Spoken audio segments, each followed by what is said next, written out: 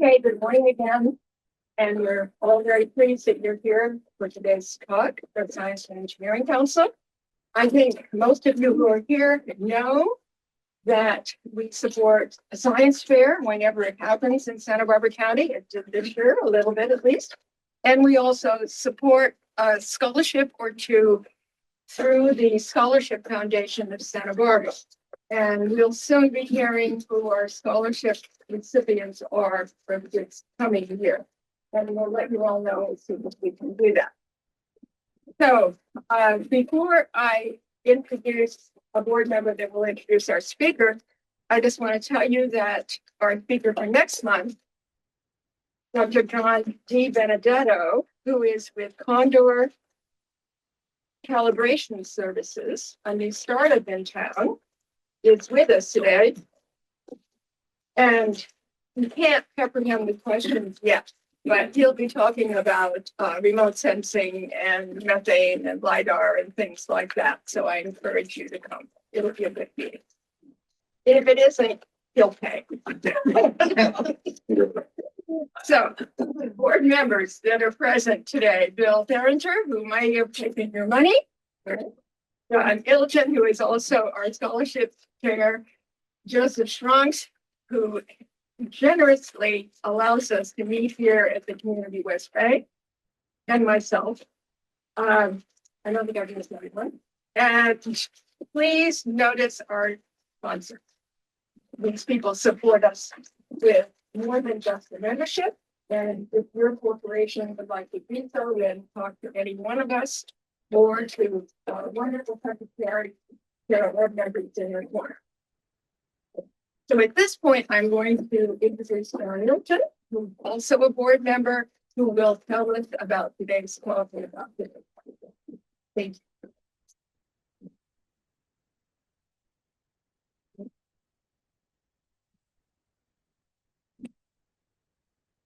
Well, good afternoon.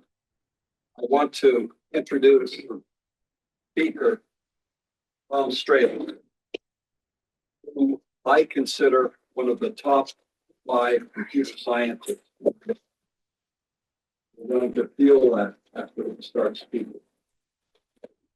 I've known Tom for decades.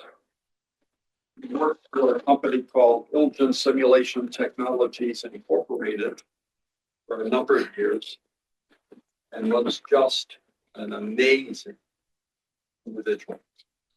I've never worked with a computer scientist who was so knowledgeable. You ask him a question, you always get the correct answer and the correct application. His knowledge is just overwhelming, and you'll see that in just a moment.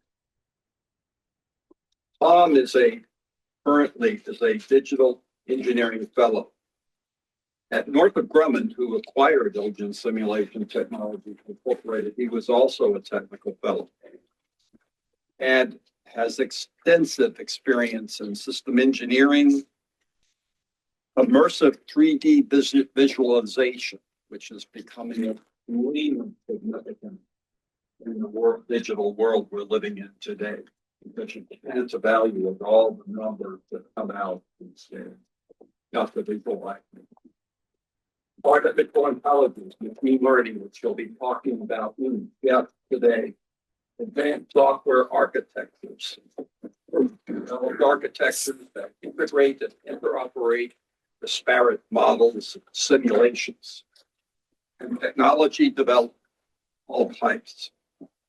He's also an award-winning novelist and successful playwright with multiple off-Broadway productions and national awards. And I'm not kidding. This is true. Wow. And just to name a few, one of his plays is called Baffo.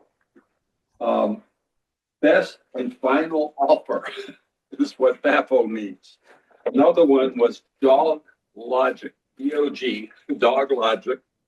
And he's also written novels, Dog Logic, and also Water Memory.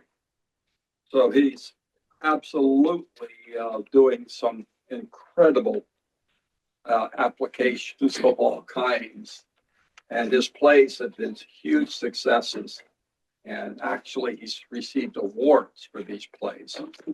I'd like to also mention he's a musician.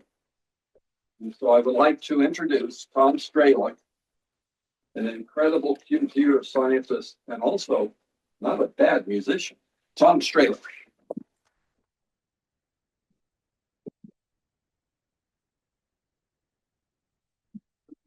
When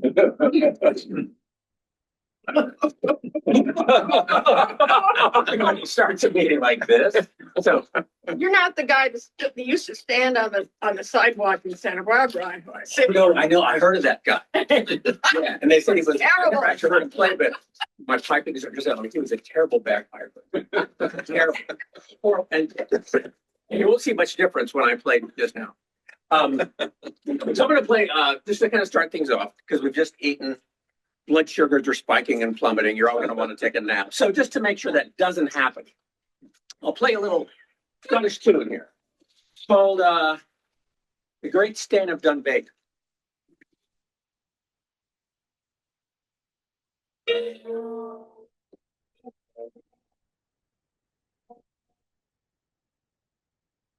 know, before I do,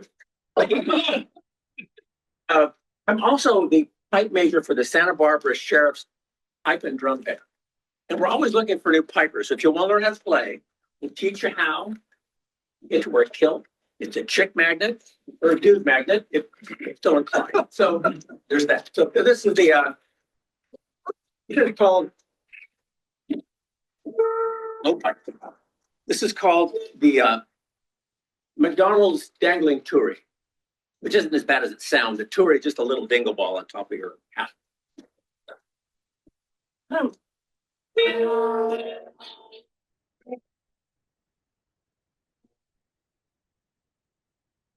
You know, before I do, Oh, no.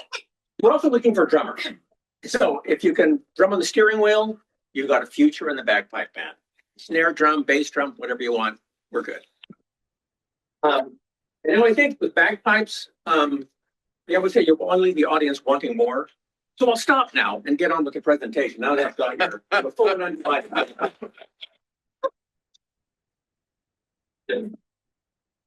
So let me share. Yep. We need to share? Yep. Oh, you already do it. Oh, okay. Go for it. Okay. So this one is called model-based machine learning, or MUMBLE, I called it. It's based on some work I did at Northrop.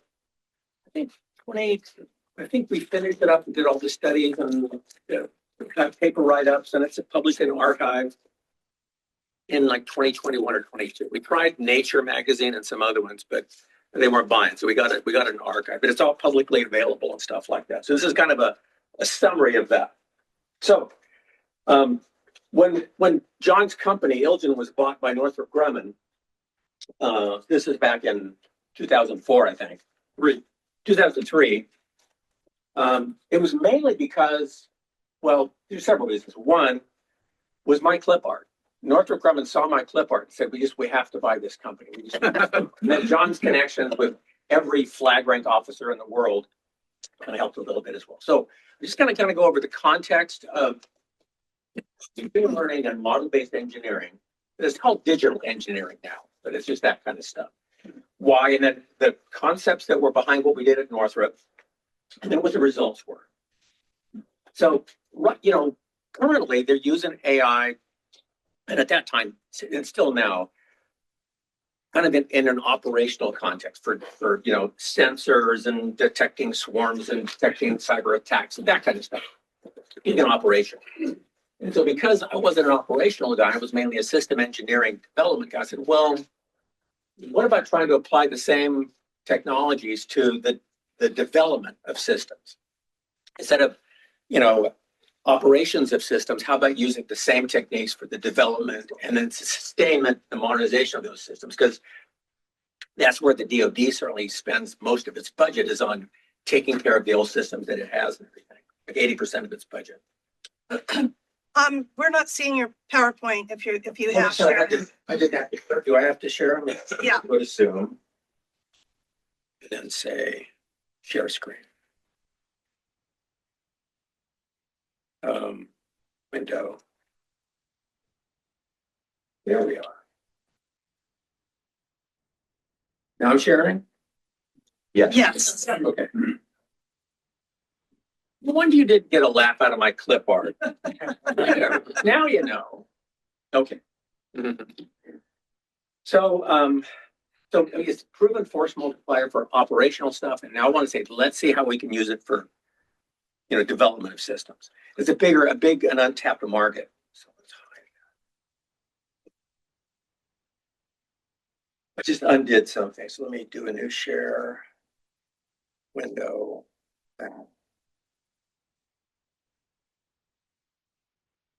So the idea is let's apply the machine techniques that we use in that for model-based engineering. So the idea is to train the model-based engineering tools, or these are COTS, commercial off-the-shelf tools. Northrop, our thing worked with Rhapsody and Windchill and Cameo.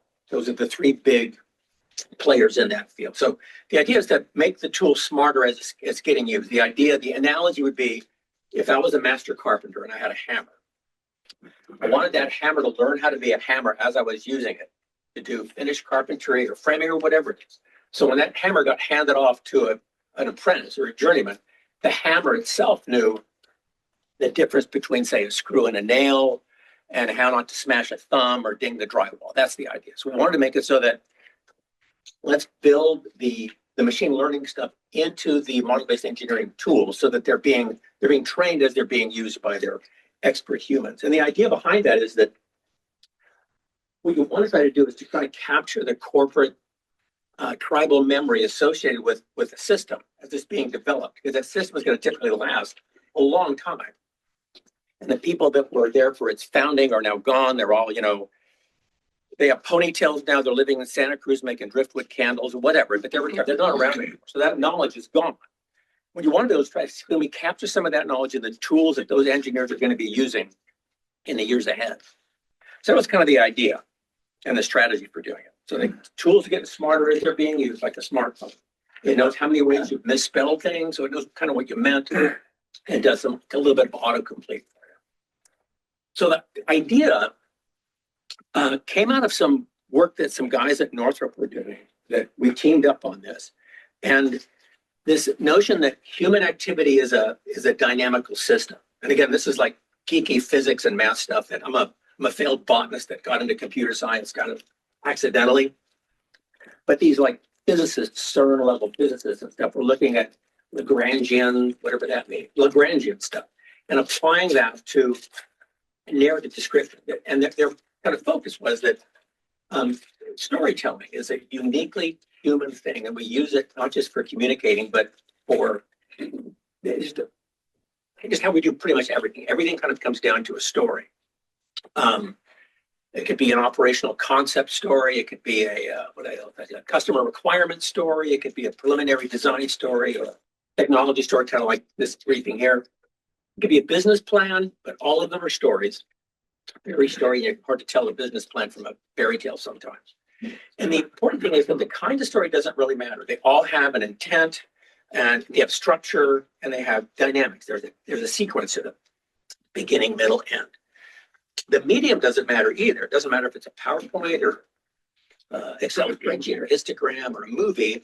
There's still a story being told that carries the perceiver along with, okay, here's where we are. We're advancing the storyline. And the intent doesn't matter whether you're trying to persuade somebody or educate them or entertain them. It always comes out to this story thing. And there's that Northrop Grumman article. Get a hold of John or a hold of me. I'll send you a link to it. But it's publicly facing, and it's kind of tells the high levels, the arm waving version of this presentation here. This is pretty arm waving. One of the parenthetical down at the bottom. The physicists put this piece in, just like in physics, like ballistics or aerodynamics, system whose execution is based on a time sequence, an action integral, and therefore Lagrangian, that word again. So my premise was that engineering basically is storytelling. We're telling stories to our engineering team. We're telling them to the customer. We're telling them to ourselves. I can't, every time I've ever done a code review or a design walkthrough, you got a picture up on the wall and you're walking through it and describing in language to your fellow humans what that means. And in the process, you're self-validating. Go, is that what I really meant to say? Is this really a subclass of that? Does this really inherit that? Is this really an aggregation or is it something else? That kind of thing. So it's a way to kind of, instead of having a weekly or monthly design review, as you're using the tool's talking to you and saying, this is what you are drawing. Is that kind of what you meant? Was that your original intent? So DARPA, I think this was a few years ago, came up where they were kind of postulating the 3 waves of AI. So if we go back to 1980, well, there was the AI winter, I guess they called it, back to probably the mid 80s. The Japanese had the fifth generation project, which was using Prolog and expert systems type technologies to eclipse the U.S. They just Ministry for Technology and everything. They bankrolled it. It just crashed and burned. It just didn't happen. Probably because the technology wasn't quite there. But it was all handcrafted. It was rule-based systems, expert systems, hard-coded, and it's great for TurboTax or any kind of game stuff, chess and what have you. And it had a bunch of things that it couldn't learn, it couldn't handle uncertainty. So then we gotta get into the current boom kind of statistical learning, which is all, data-based linear algebra, basically dense stuff, which are convolutional neural networks, and I guess, what does the D stand for? I forget what DNN stands for. Deep neural network. Yeah, deep neural network. And there's sparse kind, which are basically graphs. And they're good for classifiers. So the Netflix and Alexa, all that kind of stuff that's kind of going, oh, you like this movie, you'll probably like this one. And again, it's just doing classification. It's not really predicting. At least this is what the co-author said. It's mainly classification. It's computing a point in n-dimensional space and saying, well, this is a chocolate chip cookie. And what you have is a fluffy. It has the same pattern as a chocolate chip cookie, but it's not a chocolate cookie. That kind of stuff. There's no explanation. It goes, you're in n-dimensional space, you're here, and I have no idea. You can look at the weights of everything, but I have no idea why, but this is what it is.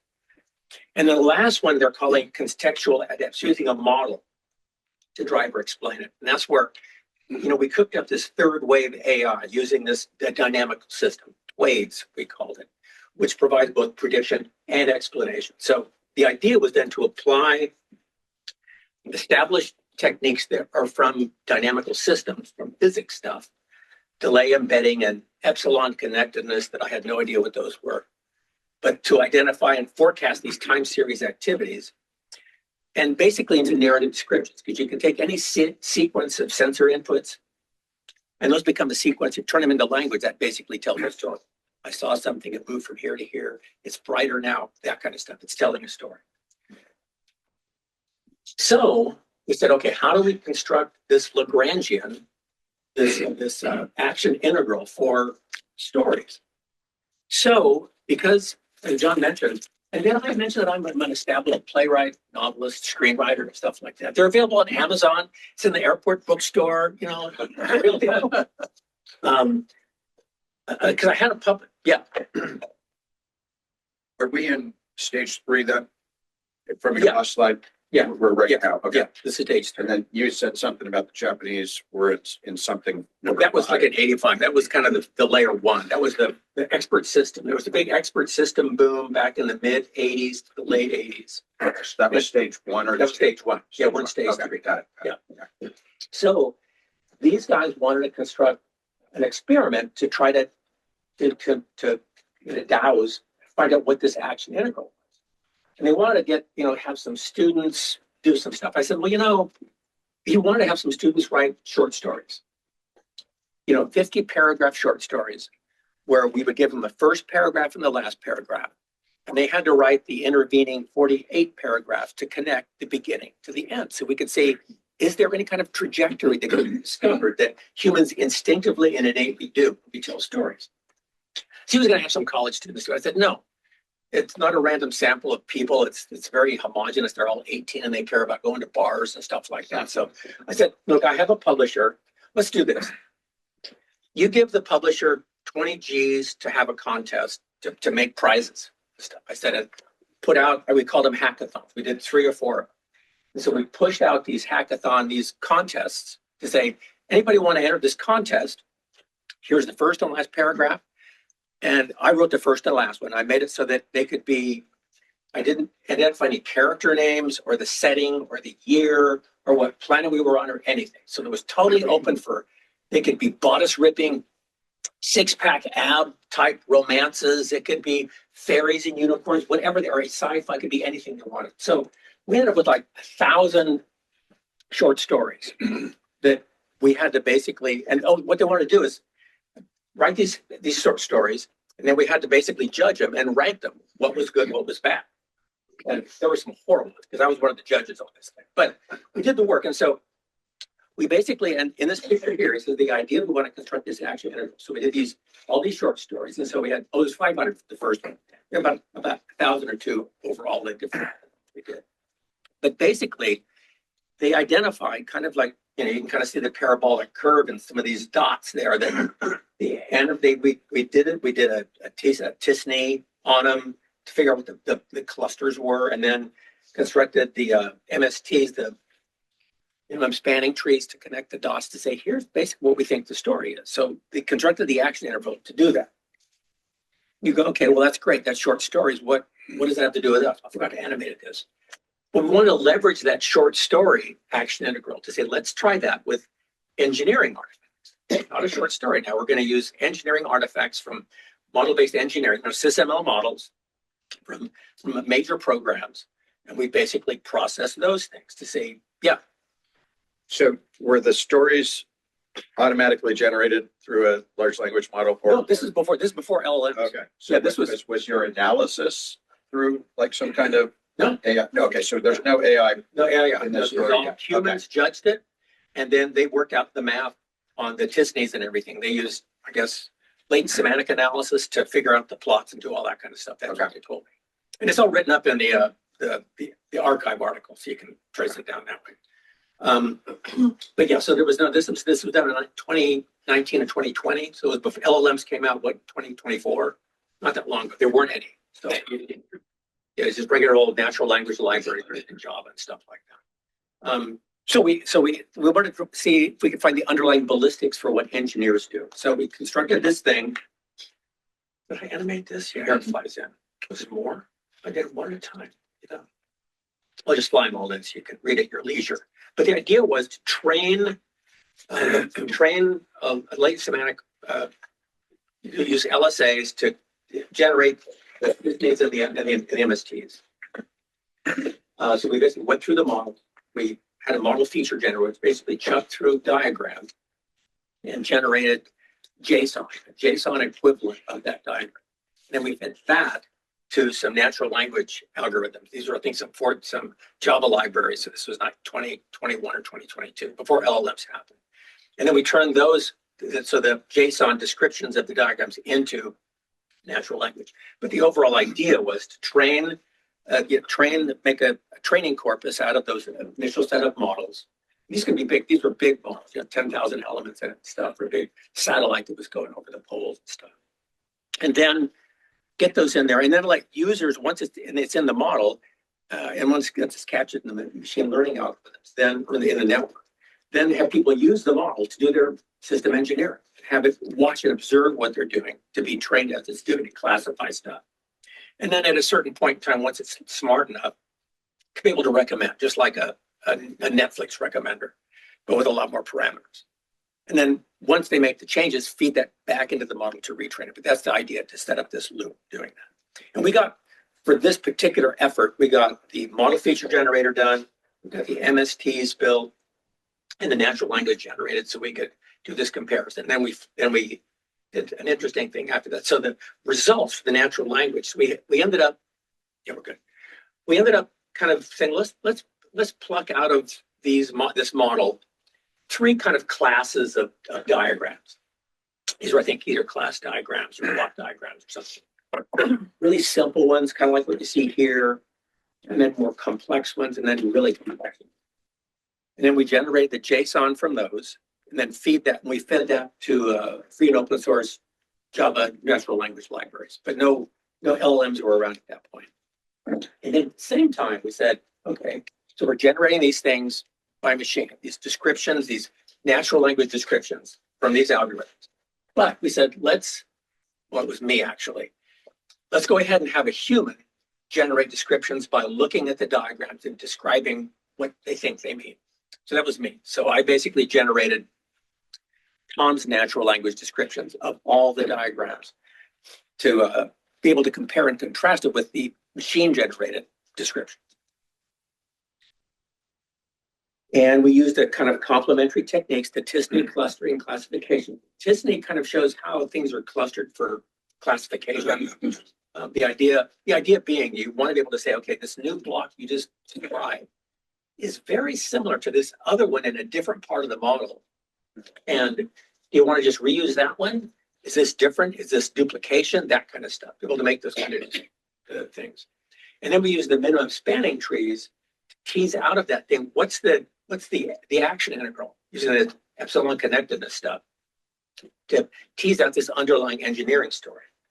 So the idea was that you would be guided, the green path guides you through a model. Because what typically happens is there'll be a new VP, a new executive, a new kernel gets rotated into a program, or a new engineer comes on because the chief just retired or whatever. And you go, well, here's the model. And you get dropped into this model, and if you've ever seen them, they're massive. Where do you even start? A lot of the, and you go, they say, oh, never mind the old ConOps, that's 5 years ago. Look at the model. The model has the real system. And you go, I don't know what to do with this. It's too big. I don't even know where to start. Some newer ones, a lot of times the customer will say, we're going to give you a dashboard and we'll give you a guided tour through the whole thing so you can make sense of it. But the idea would be to say, let's make it so that we can pull out of the model itself what the actual story is. To say, okay, this thing right here, what's the story here? And this little green path you see through the diagram here, that's like saying, look at this first, then this, because these things together, read in sequence, looking at these diagrams in this way, that tells you what the story is. So the idea is to capture, yeah. Sorry to keep asking questions, but I really want to follow this. So it sounds to me like you said you did the 50 stories where people made up the intervening 48 paragraphs, and you used that to train this model that we're talking about. Are those two separate things? Is that model the same thing? Okay. Yeah, it's using the action integral that they put from the short story. So that sounds like a very limited, like that story was like normal prose. Those regular prose, yeah. We want to And see. now you're using it for mathematical engineering style stuff, but it's limited to 50 times or however 500. No, it's that was just to work out what's the action integral. I don't know what that looks like. It'll be in that paper I told you about. Okay. But they wanted to use that same technique, I think mathematical technique, to basically do the MSTs, the minimum spanning trees, using that same algorithm, I guess, to go this and then this and then this. Okay. Yeah. So it's using that. It's like, once you figure out the basic math for ballistics, you're going to go, would it work on a ball this big, or a whole bunch of balls going at the same time? So that's kind of the idea. Use the basic same formula, but now for a different set of inputs, now for engineering artifacts as opposed to textual short story artifacts. Okay. So the idea, yes, to make it so that you're capturing the tribal knowledge and keeping it in the model so that it doesn't put its hat on at the end of the day and walk out or go to, like I said, to Santa Cruz to make driftwood candles. So to test how well that worked, we said, okay, so one part of the team was a human machine teaming guy, with fMRIs with like skull caps on people. So we got 13 of the engineers from the program who built the system, who designed it. And we had them look at these 3 classes of diagrams and the associated natural language descriptions, some of which were generated by a machine, some of which were generated by me. And we lied about which was which to see if they would have any bias against machine generated versus human generated. And so it was really interesting. So if they thought the author was a person who wrote the description, they go, all good. If they thought it was a machine, it was down. And the worst was when they thought the ones were created by me, but they thought were made by a machine.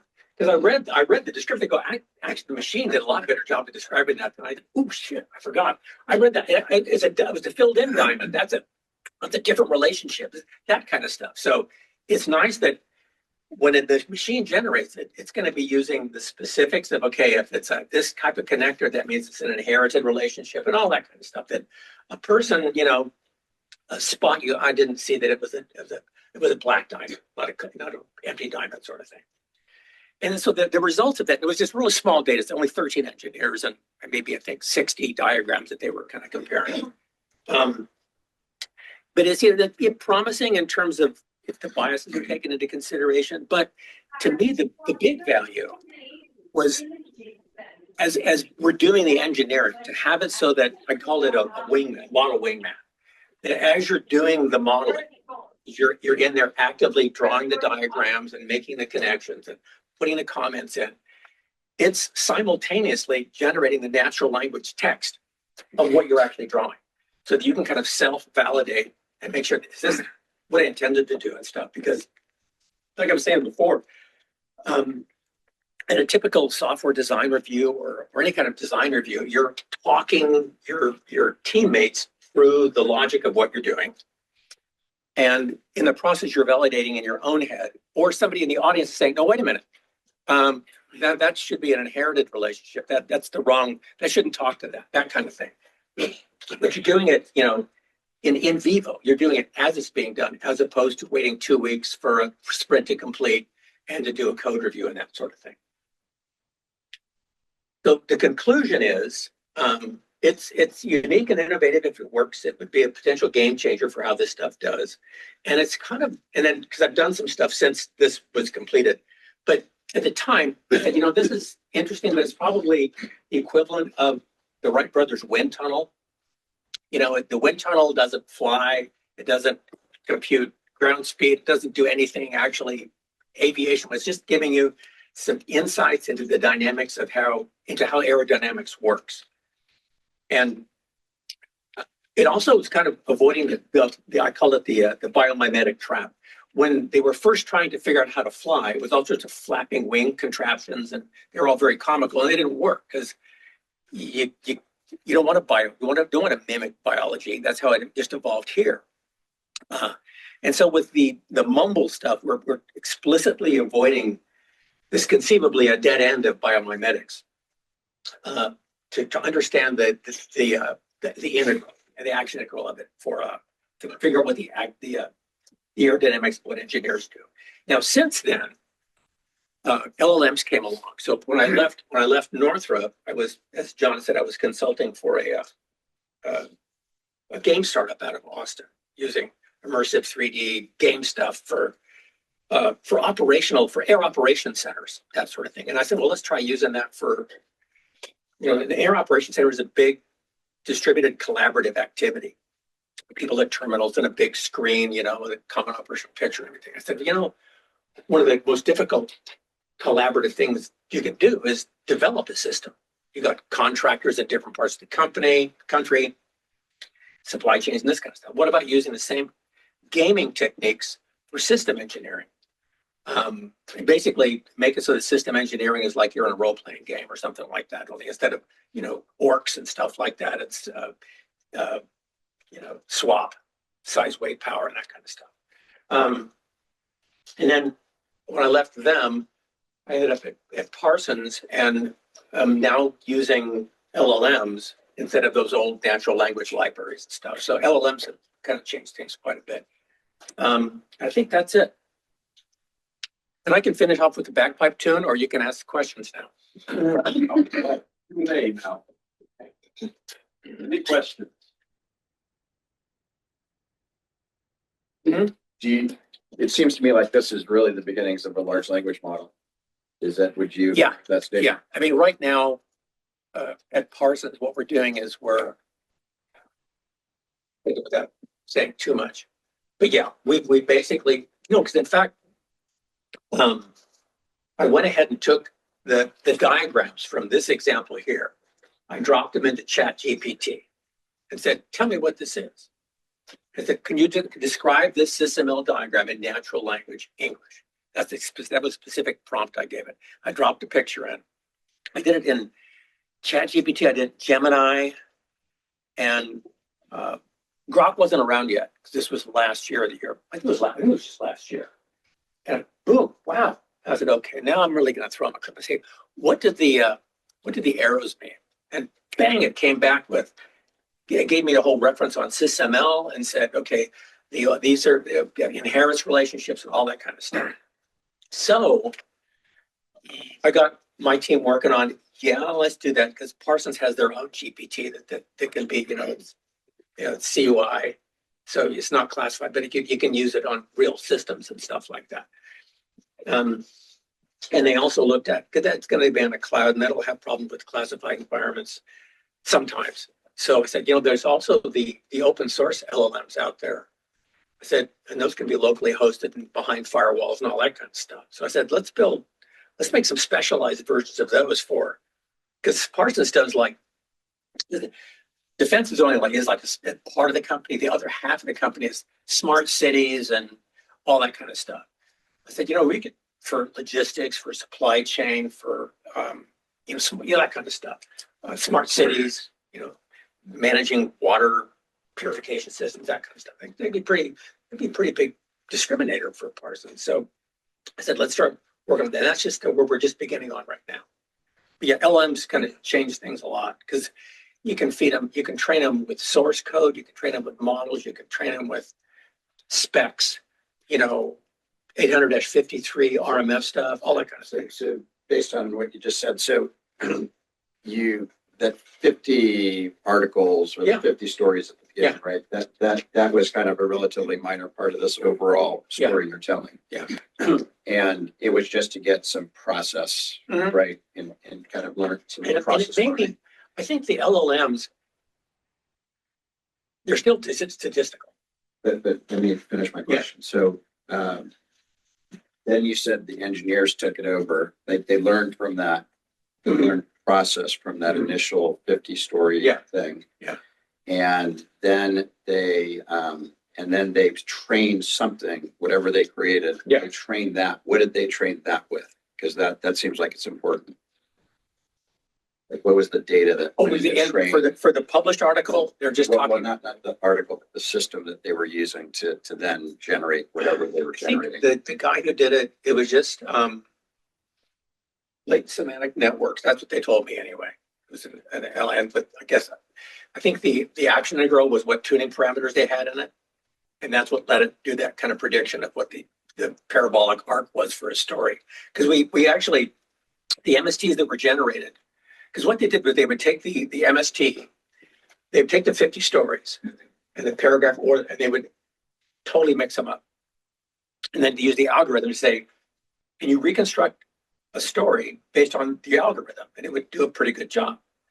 So then we could look at the diagrams that were created and go, yeah, I can see here's the first act. There's some spurs going off for the second act. And then the third act is it all kind of comes back together again. But we could see that story, how it would work for those descriptive stories. Then they did it for the engineers, and the chief engineer looked at the MSTs we did for that satellite system. And he said, yeah, that and again, it was just one person. He looked at look at this diagram. Oh yeah, that makes sense. It logically makes sense. So he did it kind of anecdotally to kind of sanity check what we did. So we didn't do a whole statistical thing on the results on the engine. We just want to go, is that there? That if we mix these things up, or just give it a model and say, pluck out of this model and try to make sense out of this cluster right here. And these are the things you have to look at. And he looked at it and said, yeah, that makes total sense. So that's where that was. Yeah, John. Well, Tom, could you talk a little bit about the verification and validation process you would use for this type of application? Oh, I have no idea how you do it. I mean, the same way you can't, you get with LLMs, how do you validate what an LLM tells you? They'll hallucinate, make it sound really convincing. But unless you can kind of go back, how did you come up with that answer? That's that. And John, you've put your finger on the hard part of pretty much all the machine learning stuff, because there's no way to do that. because it's buried in the weights and the nodes of the neural network that gives you that answer. It's a 95% match or it's not. I won't get into that here. It'll take me another hour. But let's talk about the verification and validation process. I've got thoughts on that. Okay, good. More than thoughts. Yeah. Actually, Okay. applications. Yeah.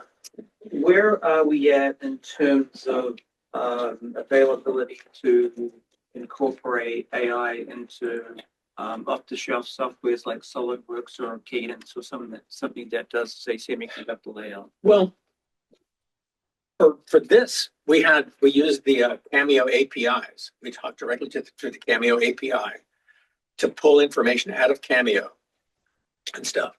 And we're using it and also to put information back into Cameo. So it depends on if those things have APIs or it can interact with machine learning algorithms, then yeah.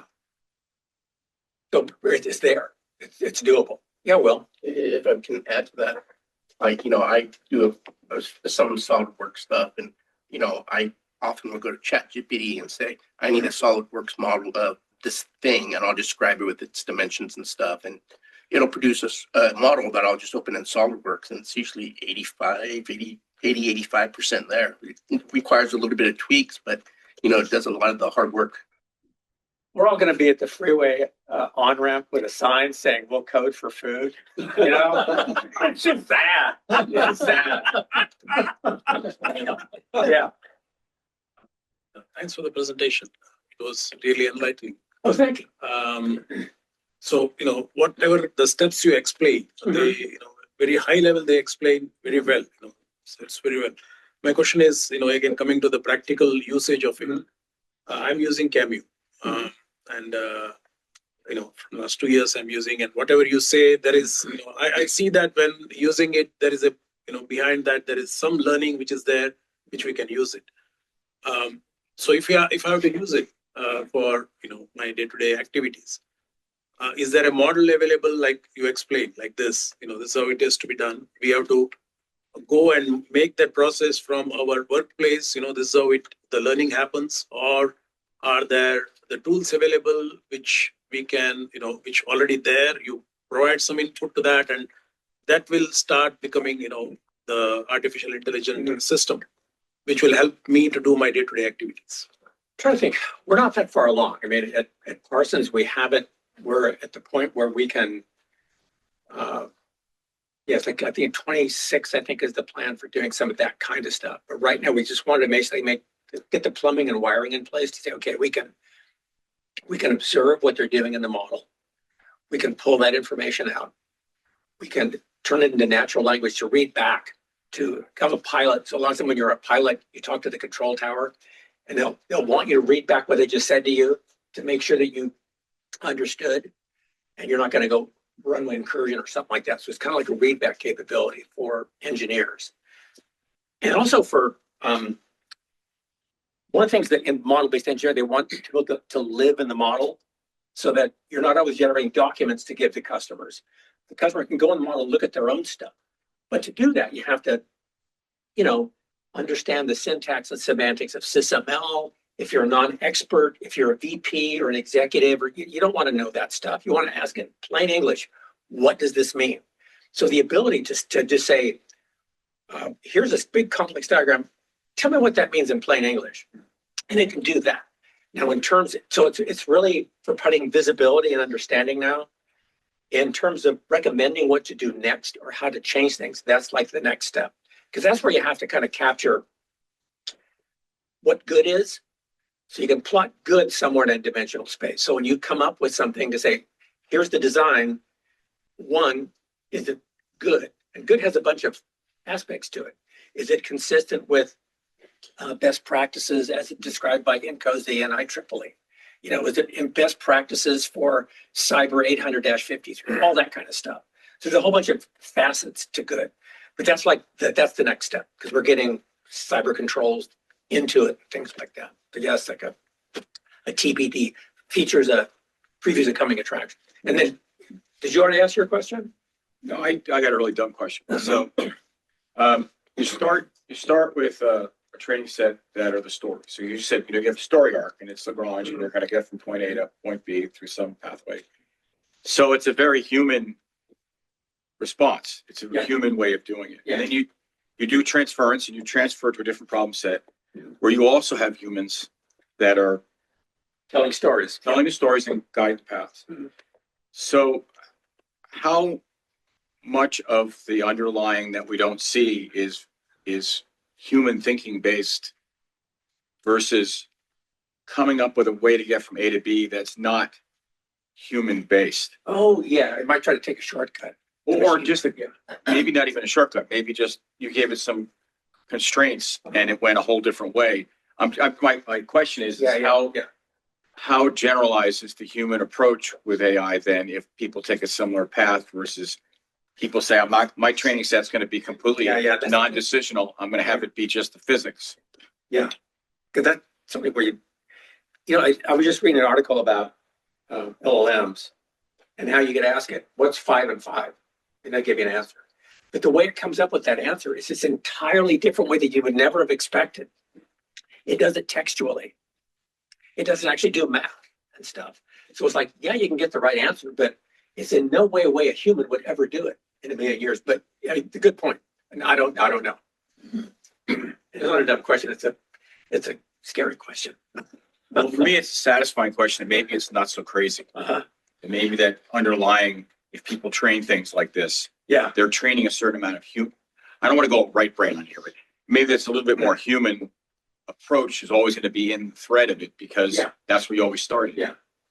No, because the big thing right now is ethical something or other for AI, and I've been watching I've been following Bernardo Kastrup and Christoph Koch and Rupert Sheldrake in terms of consciousness versus AI and where's the line and all that kind of stuff. And it's pretty much an open question. Those guys have different opinions about whether AI will ever have consciousness or not.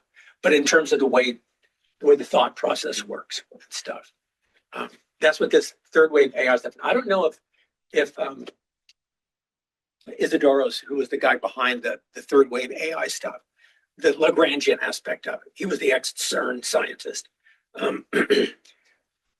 I'm not sure if they're still working on that at Northrop because I left there in 2021, and I think they got something to do some more of it, but I haven't heard anything more. So we'll check with Isidoros to find out whatever happened to that. And back in the corner, I don't want to fully formulate this question, but you seem to have some boundary conditions that you use, like 853.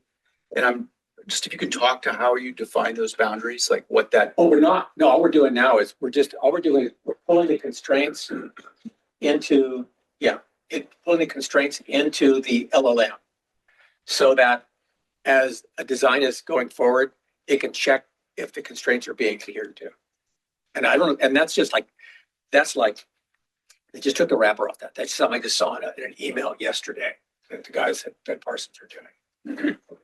Well, there's a lot of statistics involved with this. Do you always get the same answer to the same question? Let me think.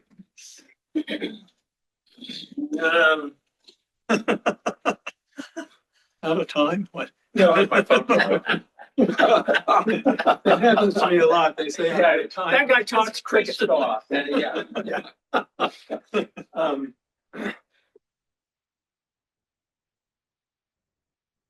No. Yeah, because it seems like there are other alternatives, and one might be a little more probable than the other the next time you're running. Well, I think that's what those original arcs I was showing you, they were showing kind of, and I think that's just a simplification, was the various possible ways you could get from point A to point B. And the math was to figure out what the average of those was. And that's, I think that was Lagrangian, I think that they used. Find the multiple paths, I guess. Yeah. For all the different paths there, which one is kind of the least worst out of all of them in an average? To the question that the gentleman here asked about the using AI for semiconductor design and whatnot, there's a startup out of UCSB. I'm wondering if you've heard of it, called Chip Agents. It was originally started as Alpha Design, but they've rebranded to Chip Agents. And so it's local. That's exactly what they do, is AI for chip design. So you may want to take a look at that. You haven't heard of that? No. I'm too busy writing plays and movies and novels. I simply don't have time for that. Kind of continue along the same path of taking this back to more kind of concrete examples. You made an analogy to the hammer, learning how to be a better hammer. What do you view as the hammer in this example? Is it the actual Cameo? So it is the Cameo program. Yeah. So how do you implement a program being able to learn? Does it have to be some kind of? It would be, the way we're doing it now is a Cameo plugin. You can operate standalone. It's basically talking through the API and getting information out of it. It's doing its learning and capturing it outside Cameo. But as a plugin, that's what it would basically bring up. And it basically brings up Cameo dialog boxes to say, we looked at this and this. These are inconsistent. What do you want to do? Contact the engineering review board, put it, go into CM, or make a comment here, but something like that. So you can integrate it into the regular governance and process flow of the system. But that's the idea. So this is looking at the model as you have it designed. Yeah. And using that semantic analysis to see how the various aspects of the model are related to each other, and then giving feedback. Yeah. Well, in fact, we call them the fingerprinting tools, because a lot of times you'll have, I call it, this is the Parsons thing. It's not something like that.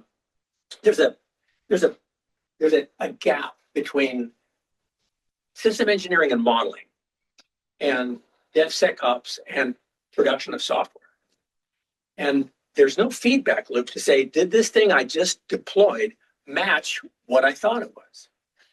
So I said, well, let's close the feedback loop. Let's make it so that we can process the MSAs or the containers or the source code, whatever you did, and compare that to what you thought you were going to do in the model. So we basically built fingerprinting tools to say, give me a fingerprint of the model. And is that like they use JSON? They made some graph, something like that. And then do the same thing for the code. And then compare those two things. Show that on the screen. Say, okay, you got this package and it maps to this thing over here. Wait a minute, this has 14 parameters. You only have 3 over here. What's going on? So it's that kind of thing. Yeah, so a human's in the loop. It's not doing anything. It's just running visibility into, this is what you said you were going to build. This is what you built. And now you can go ahead and capture that in the diagram itself, in the model, or you can elevate it to the configuration control board, or however that gets done. Can that be extended to being able to simply do plain language inputs to the program? I think so. We hadn't thought of that. Good idea. I'll steal that idea. But yeah, that LLMs do that. I mean, Will was telling me, he can say, build me a function that does a day planner for me. Poof, it'll come out with a day planner for you. Like, okay, we'll code for food. Build me an application that makes signs that says we'll code for food, so I can hang up by the freeway. ChatGPT doesn't do a very good job at making Cameo models right now. No, it's not. Any other? Yeah. So, continuation of that similar kind of question. So if I have to use, Cameo, you said intelligent Cameo will come in 2027 or something. So, but now if I have to use Cameo with, available discrete intelligence, right, LLM or, ChatGPT, how can I use that, bring this two discrete system together to get that additional intelligence? I guess that's what I'm gonna be working on for the next year or so. I mean, does Cameo, we haven't shown this to so because we're going, the minute they see, well, we got Cameo GPT. We built it into our tool. So and it's this extra package plug in for another 20 G's or something like that.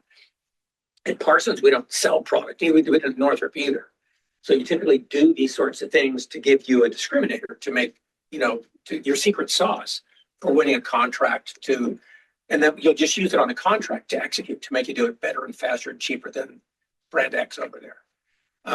But yeah, for the most part, we just do these as Cameo plugins. They're separate tools, but they're using the API to talk back and forth to it and stuff like that. Did I answer the question? Yes. Okay.